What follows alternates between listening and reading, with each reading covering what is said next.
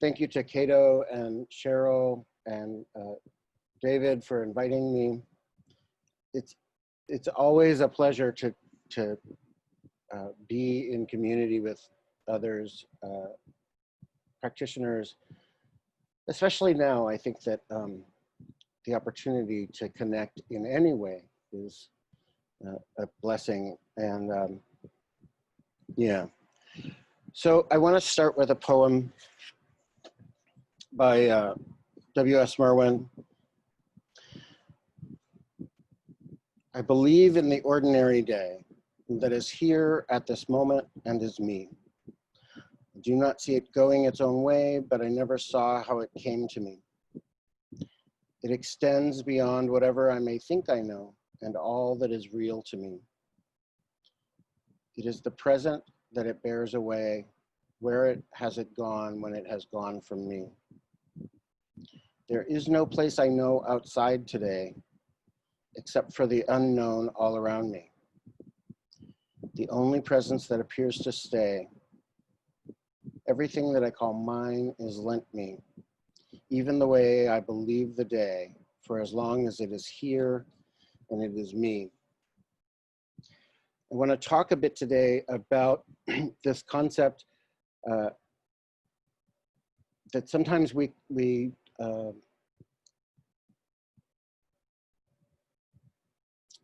quote from one of the stories we hear from our Chinese ancestors, that the concept of this very mind is Buddha. And it actually comes to us from the Muman Khan, case 30, where a student asks his teacher, what is Buddha? And the teacher answers very simply, this very mind is Buddha. And I think on one hand, that's a really quick and succinct answer about how we can see our practice and how we can see ourselves and how we can really look at what it means to be trying to live in the world in a way that accords with our deepest intentions, to live by some kind of vow. And then you start to chew on it a little bit, and you really start to see the ramifications of it, of letting that register, of letting that somehow inform you, to really think about what does it mean in my life every day for this very mind to be Buddha. The mind that is really sick of being in this shelter in place thing. This mind that has all kinds of opinions and ideas and judgments about a lot of things. You know, no matter how often I try to sort of rid myself of preference, my mind comes up and creates all kinds of ideas and judgments and feelings about what it is that is going on around me. And sometimes, and more so, what's going on internally. You know, I think the biggest challenge when we find ourselves on the cushion, when we sit down and try to settle, is to let go of the cacophony of opinions and ideas that arise in our mind every day. So we start to chew on this idea of this very mind is Buddha. How is it that this very mind, the mind that is full of the cacophony, this mind that sometimes refuses to settle, the mind that is full of judgments, how can that be Buddha?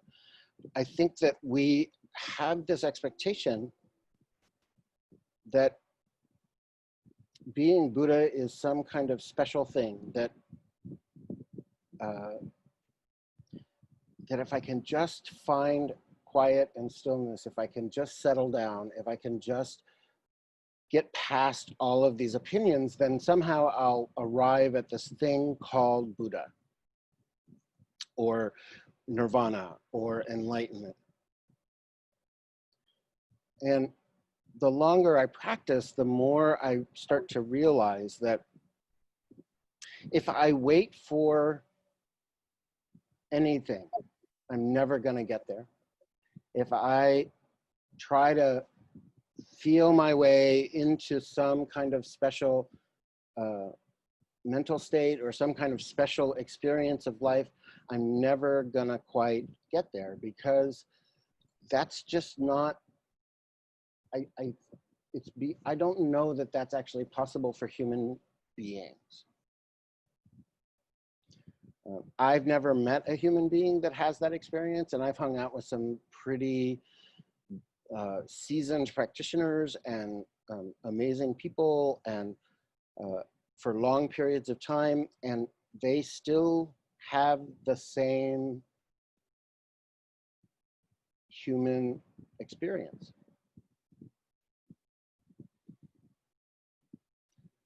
Dogen in the Genjo Koan says, you know, or no, it's the Bendawai, I think, but somewhere he says that what's the use of going off searching for something else? That if you really want to practice, practice right here, wherever here is for you. And so we start to really try to figure out, how do I find ease here? You know, when I first started practicing, I came to Buddhism because I was just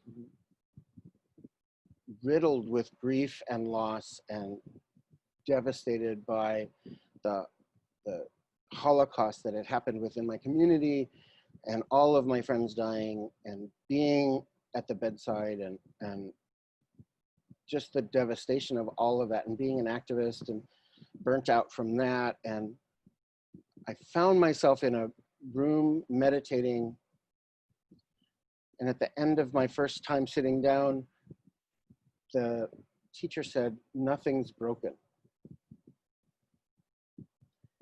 And I thought, you're crazy. In this moment, my life is very broken. I can't even fathom the depth of the suffering that was happening in this body at that time. And here's this asshole telling me that nothing's broken. So I had my normal response to most things that challenged me, which is I got mad and decided to figure out exactly what he meant so that I could start to argue with him and convince him of how his entire life experience was wrong. And as you can see, that didn't happen, because the more that I started to understand what that meant, for nothing to be broken, that my grief wasn't broken, that this was a normal response to the causes and conditions of my life up to that moment, and that the real practice was trying to learn to let that happen, to let my heart get broken, to have a broken heart, to miss my friends, to experience the anger and rage of ignorance, all of that that was going on for me, to just not argue with it. And think about it, how could my life be, and my emotional life be, any different, given all of the things that had happened up to that moment? How could it be different? And look at your own life. How could you have any different experience than the experience you're having?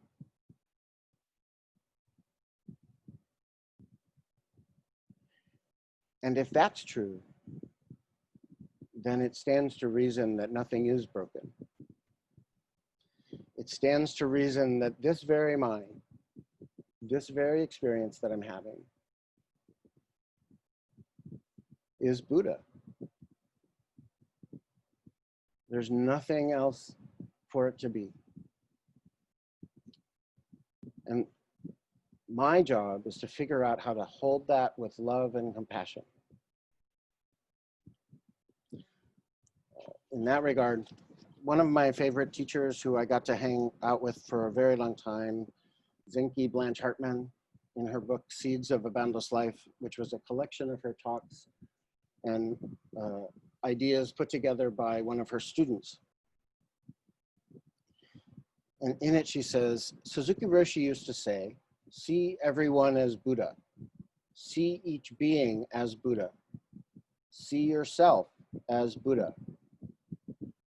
And if we're all Buddha, if we're all interconnected like that, or inter-are, as Thich Nhat Hanh, a renowned master of Vietnamese Zen, would say, then an all-encompassing love has to be our experience.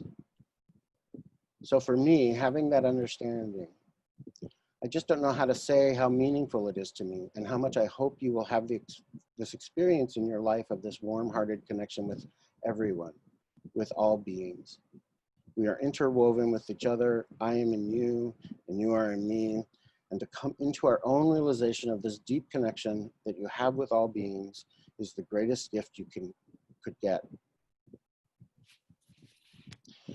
Our aim is to have a complete experience of full feeling in each moment of practice. What we teach is that enlightenment and practice are one. But my practice at that time was what we call step ladder Zen. I understand this much now, and next year I thought, I'll understand a little bit more.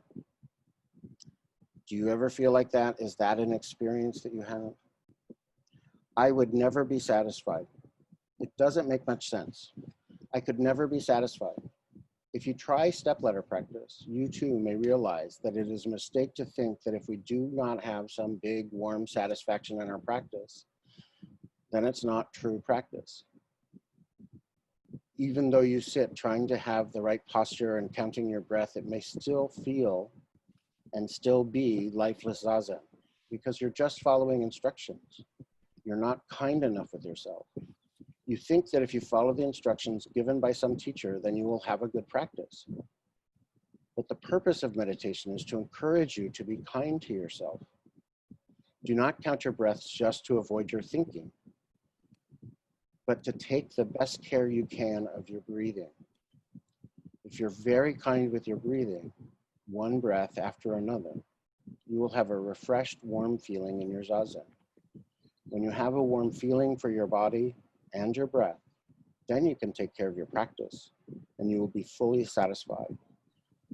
When you are very kind with yourself, naturally, you will feel like this.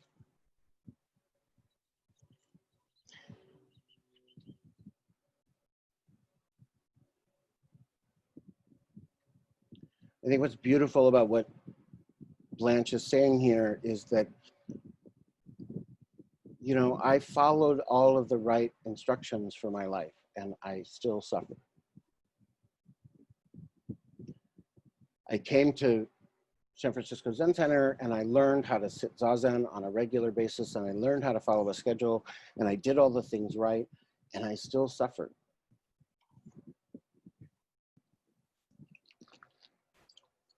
And there are days when I still suffer, but every day I learn a little bit more about how to be kind to myself, to let this life be enlightened. Let it turn me towards some connection, some gentleness, some love, some self-compassion, which then naturally brings me into compassion with the other people around me. I cannot see Buddha in you if I can't see Buddha in me. I can't have faith in your practice if I can't have faith in my own practice. So it starts here, and it starts with just taking our place where we are,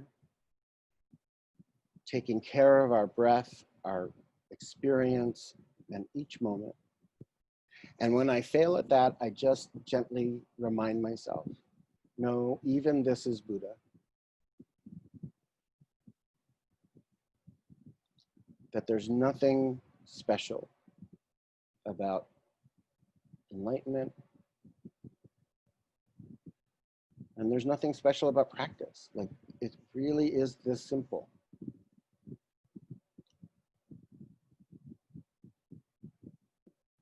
I once was talking to Shinshu Roberts, who's a really lovely teacher from down in Santa Cruz, and we were talking about deep thoughts about Dogen, but at some point she said, look, if we keep thinking that enlightenment and having an enlightened experience is something special, we're never going to get there. Enlightenment has to be an appropriate response. And that means that when I stop at a stop sign, when I'm driving, that's enlightenment. Just as much as when I sit down with my teacher and I have a question or I have some experience, and then he says something that really hits it on the head, and I have that special warm feeling that just sort of tingles all my nerve endings.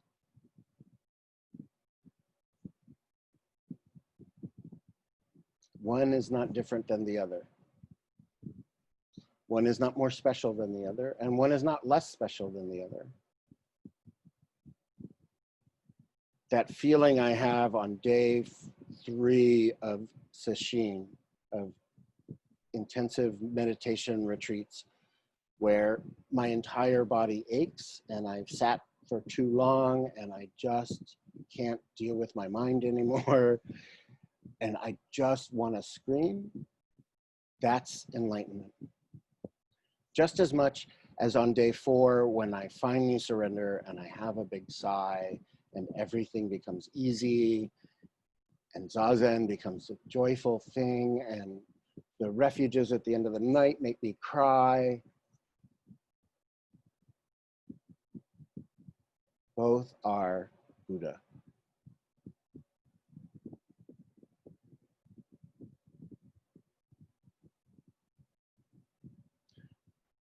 No matter what your suffering is in this moment, it's not broken.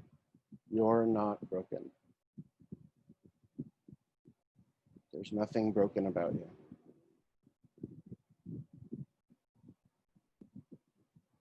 This very mind is Buddha. And with that, I'm going to say thank you very much for your kind attention and invite you to play Stump the Monk. Ask me whatever you feel like asking, comments. I think this is an opportunity for us to share our own wisdom. So thank you very much.